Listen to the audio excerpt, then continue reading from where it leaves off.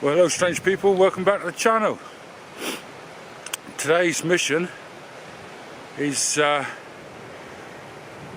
little bit behind schedule.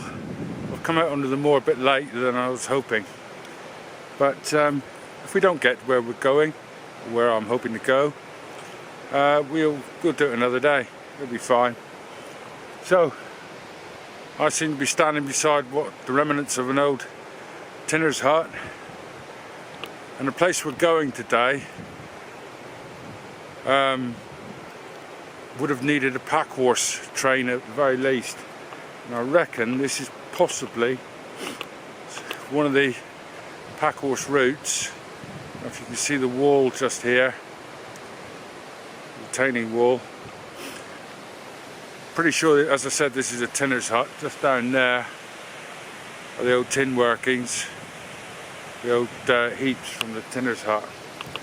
So I'm just entering the Lyd Valley at the moment, the River Lyd, and we're not actually going to be following the Lyd, the river. We're going to be following one of its tributaries, and even if I don't make it to where I'm hoping to get to today, we should see some pretty nice little waterfalls and some pretty nice countryside.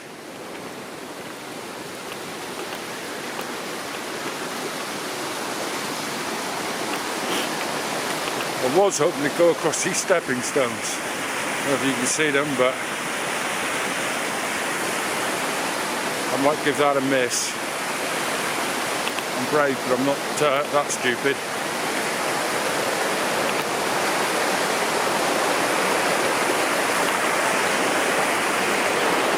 Beautiful though, beautiful. I'll bring you back shortly.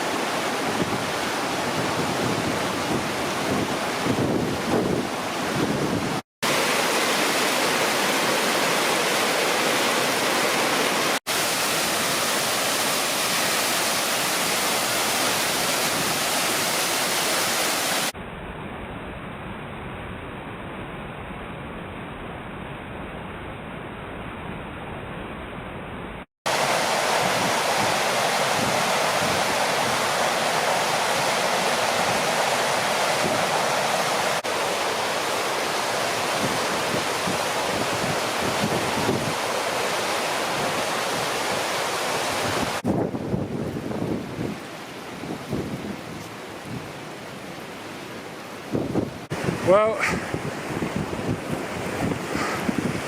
I'm seriously not sure I'm going to be able to make it to my chosen destination. Just looking out across to Cornwall now, it looks like it's going to rain. Absolute rookie mistake thinking I could cross those stepping stones.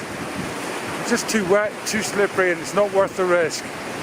But it did cost me at least 45 minutes of walking to find the bridge to cross the river. And my other big mistake was thinking I should follow this brook, because it has been one stunning, small heart-wrenchingly beautiful waterfall after another. It has been gorgeous, really beautiful. So 2 rookie mistakes in one day. Well, 3 if you include being late out here as well. Still, we'll make our way as far as I think is sensible,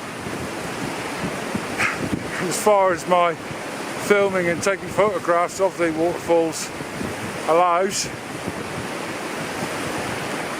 and then we'll stop, have a brew, maybe have a chit chat. I've been thinking about this, just watching a kestrel.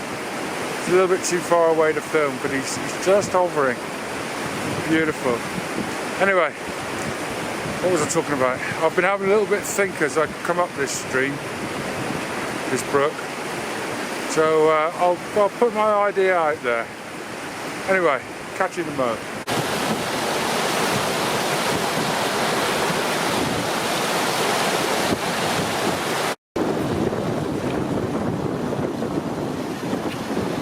Here's your commoner gardener herd of Anglo derricks, all dressed and ready to scale the Matterhorn.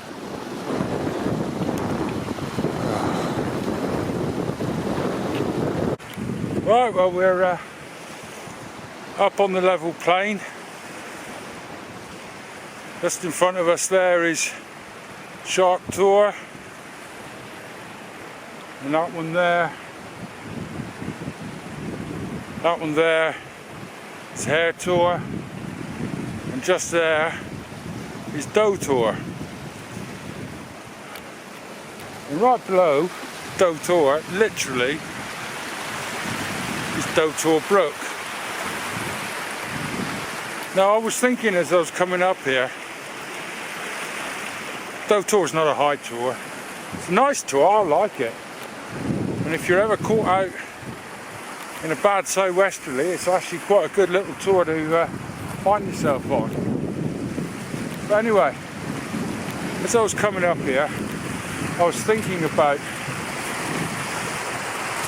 Doe Tor and Doe Tor Brook. Doe, D-O-E, Tor, T-O-R. I thought it's a fairly strange name. So I went back to try to find if I could find any records of it. And the more I've been here, the more I'm convinced I'm right on this. You know, the record I found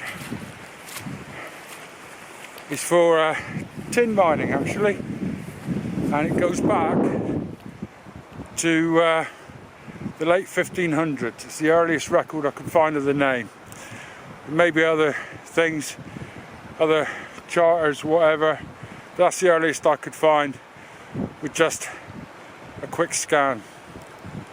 And it's spelled D-O-W-T-O-R, one word, D-O-W. And as soon as I saw that, I wondered to myself, now, just to go off on a very slight tangent, Dartmoor has more lakes than the Lake District. That's because in the Lake District, I think all but 2 of the actual lakes are called waters. Dave Border Rambler could probably tell me if that's right or wrong, but I'm fairly sure I'm right there. That all the lakes, bar 2, are called waters. Whereas on Dartmoor there are lots of places called lakes. Dead Lake is one further that way. In fact, I think there's 4 or 5 dead lakes on the moors. And the reason they're called dead lakes is because the tinners, and the reason why all of the places are called lakes actually, is because the tinners drained the pools and the ponds and the small lakes that are there. Now I'm looking at this, and it's a big, wide, flat, open area, and all the way up this stream, brook, there have been signs of tinners. And I'm just going to get out of the wind, and give you the rest of my idea.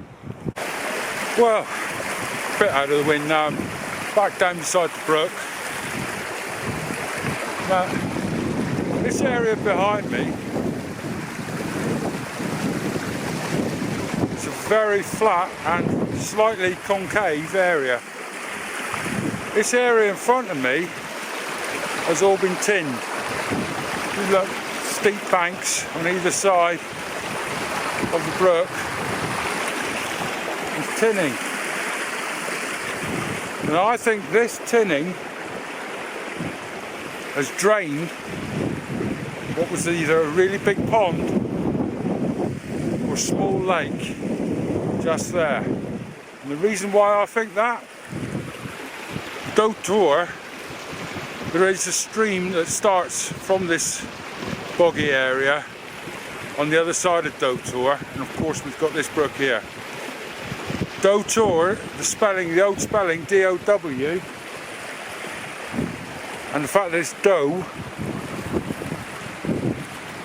The Cornish word for water is Dor. D-O-W-R. Dor. It makes sense to me that this was just called water, or it had another name, because Dor is also used in front of river names. So we crossed the Lyd earlier.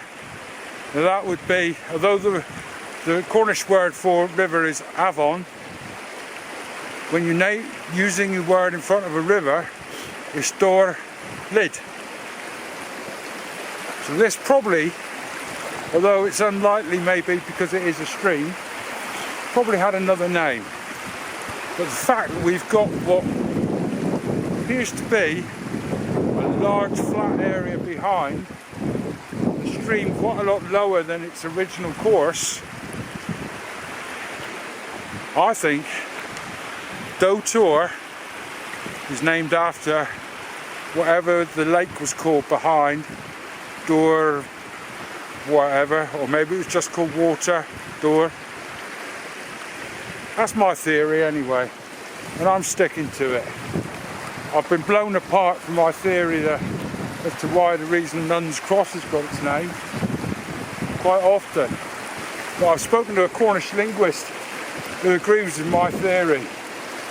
Nuns Cross, his real name is Seaward's Cross, but the earliest references calling it Nuns Cross is actually Nance Cross.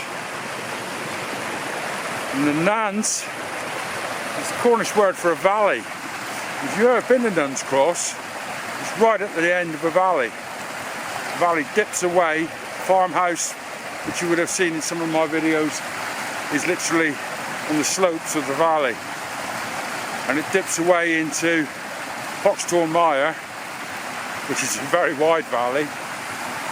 It's also the, as I've probably said before, it's also the inspiration for Conan Doyle's Grimpen Mire in Hound of the Baskervilles. But Nuns Cross Farm is the inspiration for, oh geez, begins with S. I'll put it in the description if I can remember the name. But it's also the inspiration of the hound's owner's name. But if you look, all of this is tinning. Oh yeah, I'm not wrong. I'm pretty sure this is right.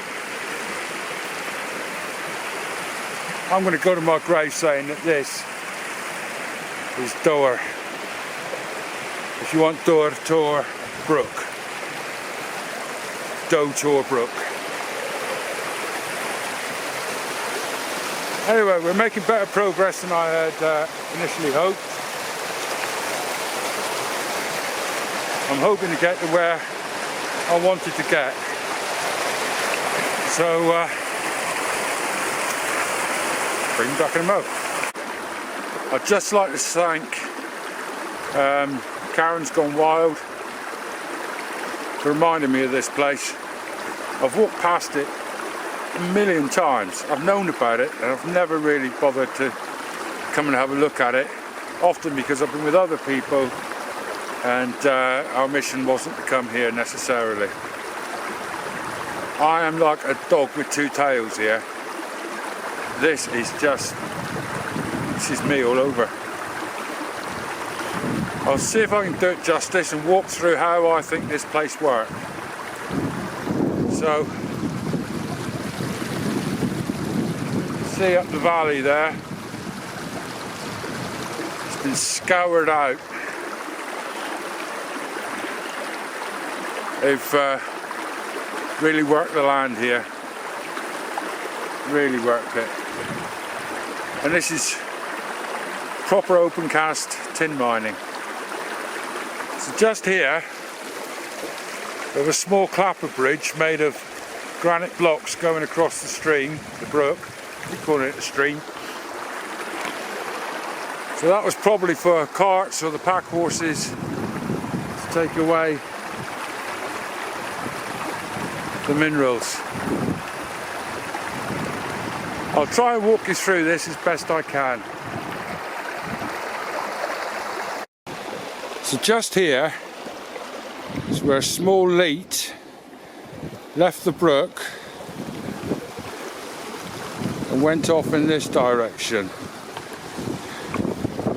It's dry now, obviously, although there is water in the bottom. It's just the rainwater and the wash off.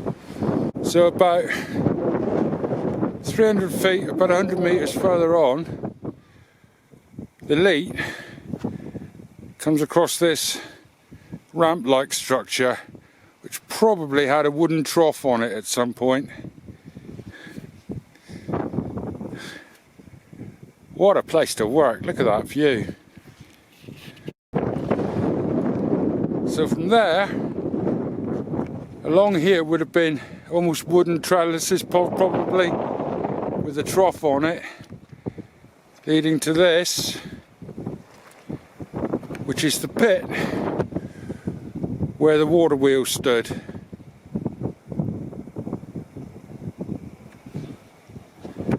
And down here, if we can get down here without falling too much,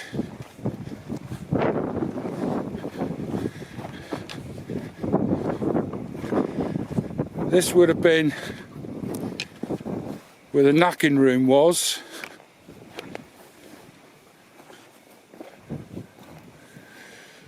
Let's have a look. See, that looks like a cornerstone there.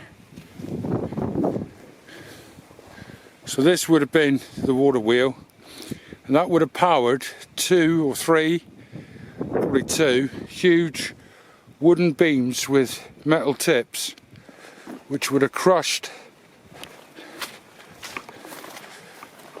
the rock. Yeah, that's the knacking room, that's definitely it. Would have crushed the rock into small pieces.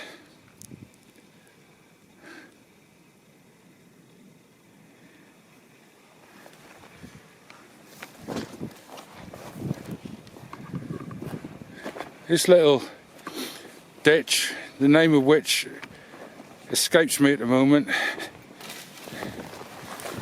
is where the water from the water wheel would have run off.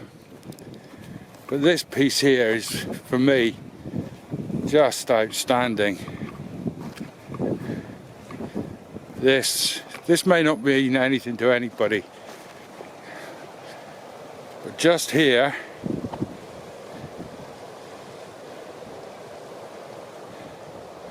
there's another one just there. These are the puddles, and this is where the small, well, basically chippings, after they've been through the crusher, would have been brought, and they'd have been brought into the puddle and then swirled around, a bit like go panning, and the heavier ore would have gone into the middle and all the slurry and the waste would have been washed out the other side, out the sides, and it was probably, and I reckon it was over there, washed out in a sluice. As the brushes went around,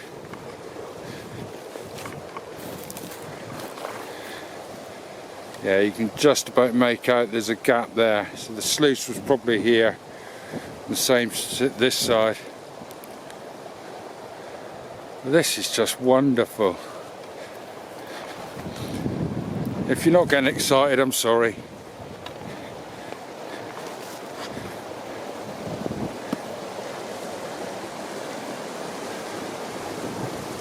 I wonder, there's a stone in the middle of that.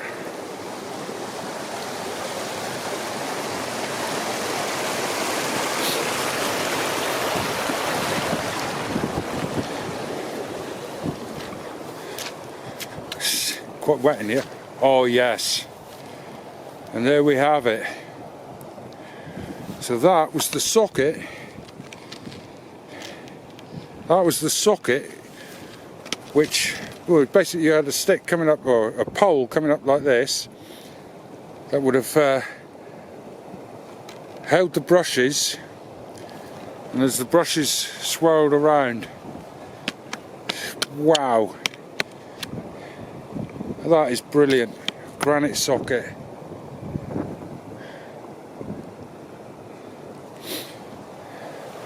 There's still more to see.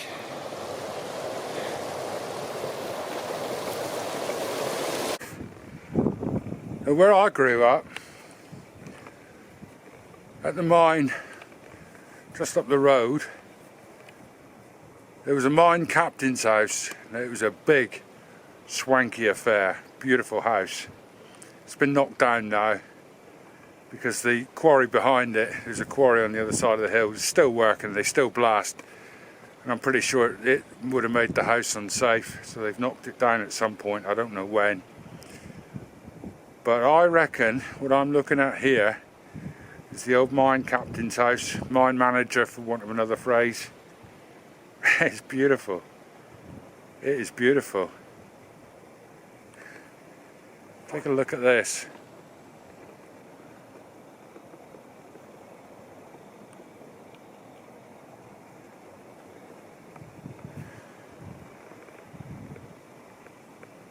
Absolutely gorgeous. Looks like a two-roomed house. Go and have a little look. There's fireplaces inside. So just here we have a small fireplace. It's a really small house. There's a plaster on the wall still there, look.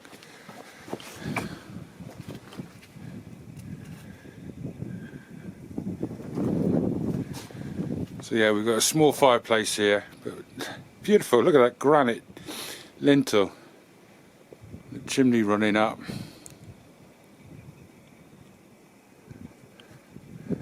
Small room, which I assume could possibly have been a bedroom.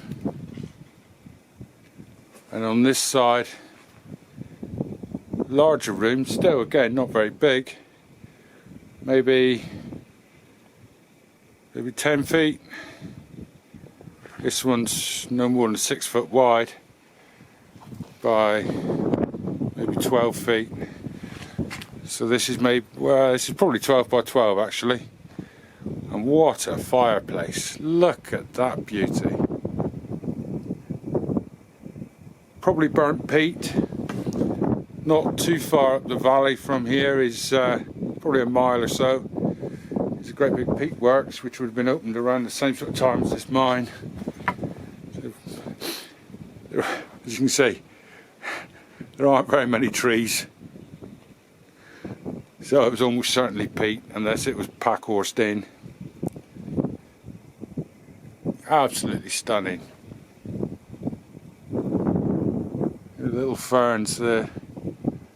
I'm not sure what they are. Beautiful. A bit more weathered this side, not so much plaster has survived.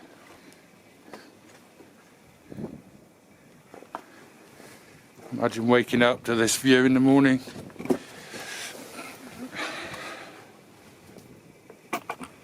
Look out the window. window. See sharp tor and hair tor.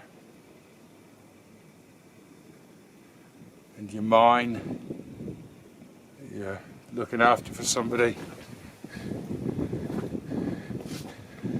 Beautiful.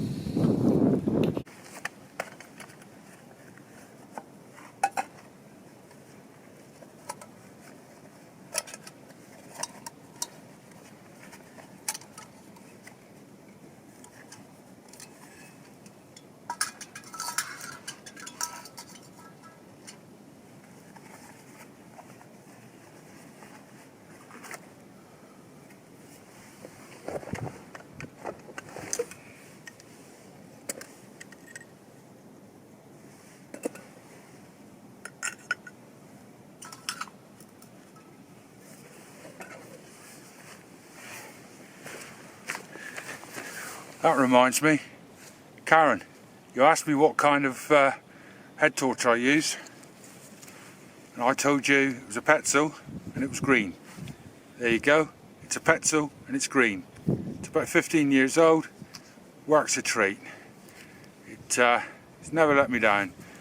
And before you ask about the red, it's got a little lens that goes over there, it's red. And on the side it's got a little diffuser. I don't know if they still make them, I have no idea, but it's lasted me 15 years and I won't be buying any of the fancy other torches that you see. I do want one that's a small clip-on torch, I've got to admit, that sort of right angled torch. There you go, Karen, okay? Petzl for the win, as they say over in the other side of the pond.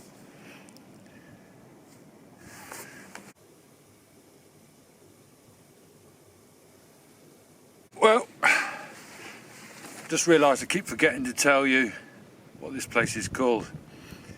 It's got three names. Some people know it as Foxhole Mine. At one time its name was changed for a short while to the Duke of Wellington Mine, or Duke of Wellington Consols I should say. But I prefer its proper name, what I think of as its proper name, Wheel Frederick. Wheel Frederick.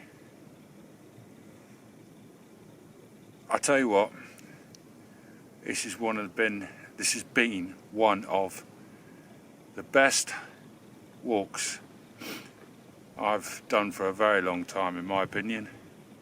You may not agree. You've probably turned off by now. But it's been brilliant.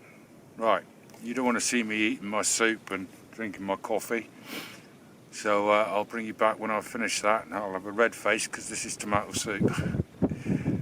Catch you in a mo. Right, well, that's me all fed and watered. The rain's come in now, so I'm on the GoPro and it's already got a raindrop on it. The rain I've been tracking across Cornwall has finally arrived. So I'm probably going to leave this video here now. It's been a fantastic hike. I've really thoroughly enjoyed this place. Thoroughly. Not a lot else to say. If I do see anything interesting, as everyone says, I'll bring you back. But that's me signing off for this video, I think. Thanks for watching if you've made it this far. And I'll catch you on the next one.